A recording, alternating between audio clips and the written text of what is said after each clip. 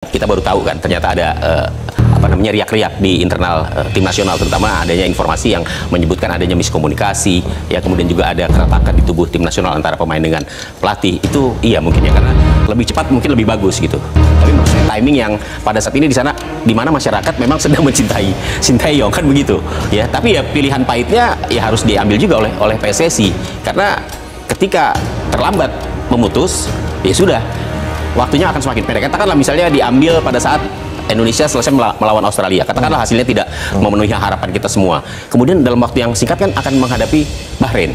Ya situasinya mungkin akan lebih complicated ya, kan dalam waktu yang singkat hanya beberapa hari kemudian ada pergantian pelatih, ini akan membuat situasinya malah makin runyam. Menurut saya seperti itu. Jadi kalau misalnya memang sejak sekarang 2,5 bulan sebelum menghadapi pertandingan di bulan Maret nanti, ya pas timingnya. Oke, gitu. Jadi timingnya memang pas ya. Iya. Tapi kalau untuk situasi, suasana, hati gundah-gulana masyarakat, lagi sayang-sayangnya diputus, ini memang menjadi sesuatu yang sangat mengejutkan. Karena begini, Patrick Kluivert belum menginjakan kaki di Indonesia saja. Ini sudah kan ada hashtag.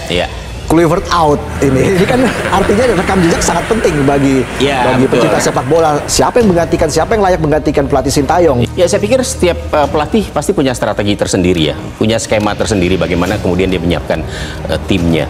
Dan kalau kita lihat bagaimana Patrick Kluivert, walaupun memang dari kurikulum vitae-nya kalau untuk pelatih tim nasional dia belum begitu mentereng ya. Dia hanya pernah di Curaçao, itu pun juga sebagai ad interim.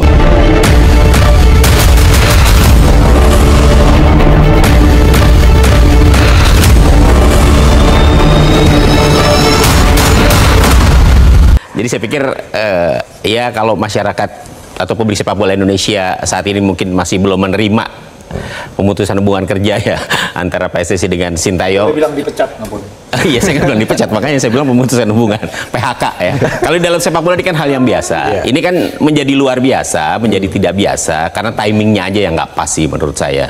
Karena di saat tim nasional memang sedang tidak melakukan aktivitas, kemudian juga hasil akhir yang diraih oleh anak-anak asuh Sintayong juga bagus. Indonesia mengalahkan Arab Saudi dengan skor 2-0 yang kemudian membuat asa untuk bisa bersaing terus di kualifikasi Piala Dunia 2026 zona Asia ini kan semakin terbuka ya. Jadi kalau kemudian tiba-tiba atau ujuk-ujuk Sintayongnya diputus, ya wajar kalau masyarakat kecewa. Tapi kan kita tidak boleh kemudian berlarut-larut.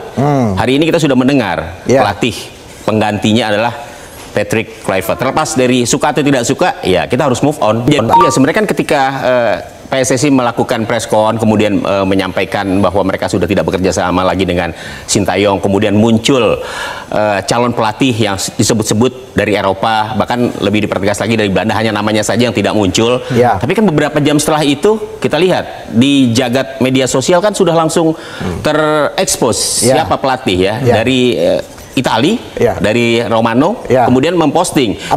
Apakah ini termasuk strategi dari PSSI untuk meredam sentimen negatif terkait dengan pemecatan STY dan juga mendatangkan Patrick Kluivert yang banyak dikatakan tidak sebanding? Boleh jadi supaya mungkin opininya tidak semakin liar, ya. Kemudian ya sudah, karena memang sudah terungkap ya bahwa pelatih pengganti dari STY adalah Patrick Kluivert, ya sudah sekalian aja diumumkan tanpa harus menunggu lagi tanggal 11 atau tanggal 12 setelah dia datang ya. Kalau memang sudah bocor seperti itu, dan kalau dari pengalaman saya setiap kali Romano mengutip ya atau mencuatkan sebuah informasi, entah itu pelatih, entah itu pemain di Eropa, itu pasti jadi tuh barang.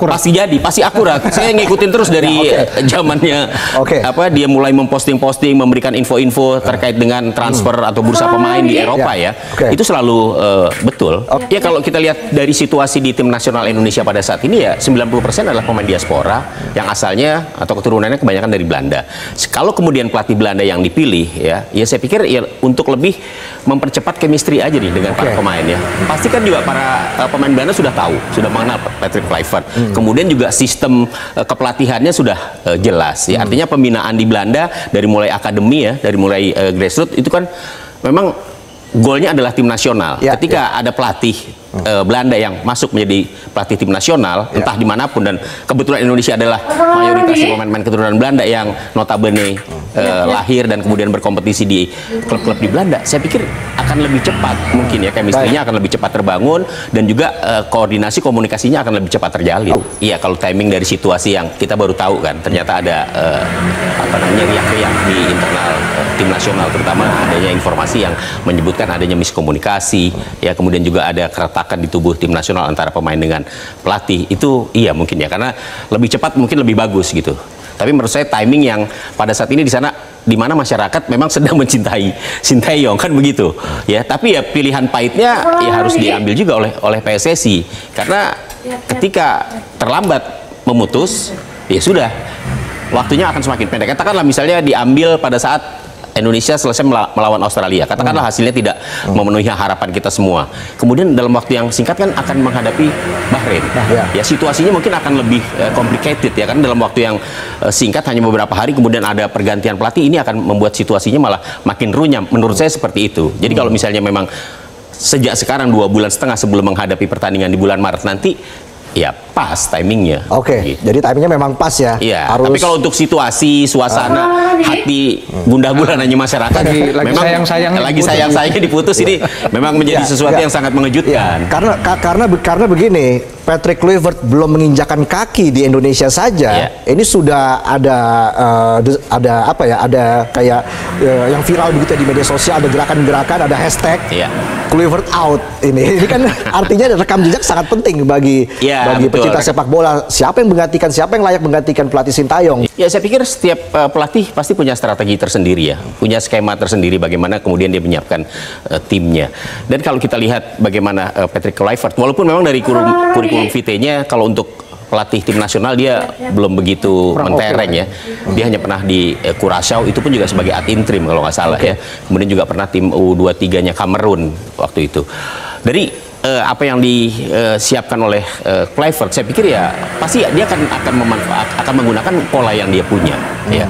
Dan untungnya menurut saya, karena pemain-pemain yang akan dibinanya, yang akan dididiknya, akan dilatihnya ini adalah pemain-pemain yang merupakan jebolan dari klub-klub Belanda, bahkan sebagian juga masih bermain di Liga Belanda kan. Ini keuntungannya bagi Kluivert. Jadi menurut saya mungkin skema yang akan dia tampilkan tidak akan terlalu sulit untuk bisa diterapkan kepada para pemain. Mungkin pemain lokal Indonesia saja yang harus bisa beradaptasi lebih jauh lagi untuk bisa mengikuti pola yang nanti akan digunakan oleh Kluivert. Iya, kalau kriteria pelatih hebat tentu saja kalau kita lihat dari perjalanan karirnya ya, itu sudah pasti, karena ketika perjalanan karirnya itu bagus, number one, paling tidak trust untuk dia sebelum melatih itu sudah ada, sudah muncul ya. Tapi ketika track recordnya belum terbaca dengan baik, ataupun kalau track recordnya ada tapi bukan di tim-tim besar, kemudian juga belum terlihat prestasi yang menonjol, saya pikir wajar kalau kemudian masyarakat agak worry ya dengan kehadiran Patrick Kluivert. Walaupun itu yang terjadi sebagai pemain, udahlah siapa sih yang menyaksikan Patrick Kluivert di AC Milan, di Barcelona, di Valencia. Tapi sebagai pelatih, kemudian di Ajax, sebagai pelatih kan dia masih perlu tantangan. Belum terbukti ya. Jadi saya pikir memang yang paling penting adalah bagaimana nanti kerjasama dia dengan para asistennya. Kebetulan kan ada Denny Lansert di sana. Kemudian juga ada Alex Pastor. Alex Pastor ya. Dua pemain yang menurut saya juga punya kapasitas yang mumpuni sih kalau kita lihat dari Denny Lansert misalnya. Dia sebagai pemain dia sangat luar biasa, pernah juga membela tim nasional Belanda selama hampir 7 tahun ya.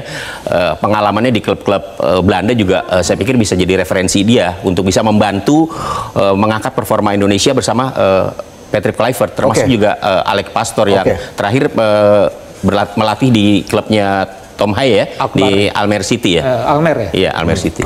Targetnya ini sebenarnya 2030 atau 2026 ini untuk lolos ke Piala Dunia. Ini yang masih menjadi tanda tanya ya. Kalau kita simak lagi pernyataan dari Arya Sinulinga ya, bahwa tidak pernah ada target untuk lolos Piala Dunia 2026, tapi nanti 2030 ya, 2030. Tapi kalau menurut saya dengan hadirnya Patrick Kluivert ya, dengan diputusnya Sintayong dalam situasi yang ya akhirnya membuat masyarakat seperti menangis begitu ya, karena menyesali kepergian atau pemutusan hubungan kerja dengan Sintayong. Rasanya PSSI jangan-jangan memang ingin tim Indonesia ini lolos ke Piala Dunia. Tahun 2026 ini. Ya, walaupun belum ada pernyataan resmi memang ya. Tapi saya curiga. Tapi ambisi itu ada. Ambisi itu ada. Ambisi itu ada. Kalau tidak, ngapain repot-repot ganti Sintayong ke Patrick Kluivert? Yang membuat Sintayong diganti kan? Iya. Demikian informasi yang dapat saya sampaikan untuk hari ini. Semoga memberi manfaat. Salam dan doa kami untuk keluarga dalam perlindungan Allah, dalam dekap kasih sayang Rahman dan Rohim Allah Subhanahu wa Ta'ala. Allahumma amin. Terima kasih. Wassalamualaikum warahmatullahi wabarakatuh.